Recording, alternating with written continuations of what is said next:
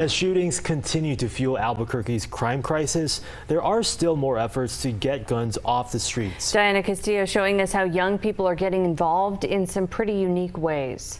Aside from their interest in welding, some of these students at Robert F. Kennedy Charter School share another similarity. An unfortunate one. I've had a few friends from this school that's passed away to gun violence. I've actually lost family members to gun violence, especially in Albuquerque. It's like every night you hear gunshots, you're waking up to gunshots, someone else is getting killed. Each one with a different story of gun violence, but with a similar goal. I want to take off unwanted guns off the street and just have them off a house that has no reason to have them.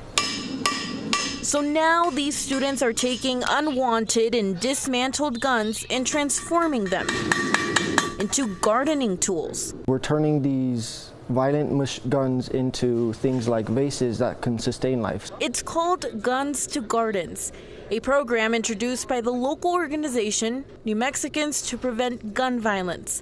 Miranda Viscoli is the organization's co-president. Our students in New Mexico and in Albuquerque deal with gun violence on a regular basis. It's a leading cause of death for children in New Mexico. It's a leading cause of death for children in this country. So when we give them opportunities to really think about what does nonviolence look like? What does it look like to create tools that sustain life rather than tools that kill people? And for many of these students, it's already had a positive impact. Now, going through 2 months of being here, I've learned an important message that we do help our community by a lot.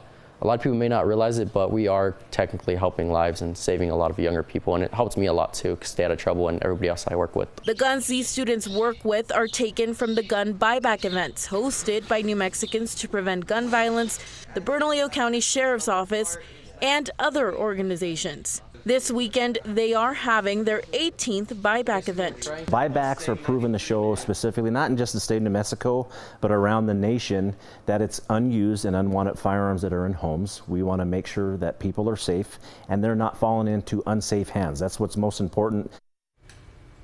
The buyback event is this Saturday where you can surrender your gun, no questions asked. It goes from 9 until noon at the South Valley Social Enterprise Center. For each gun you surrender, you can get a gift card for things like gas or groceries. The value of the gift card depends on the type of gun. BCSO will also be handing out free gun locks. Now we will have all of this information on our website at KOB.com. Back to you.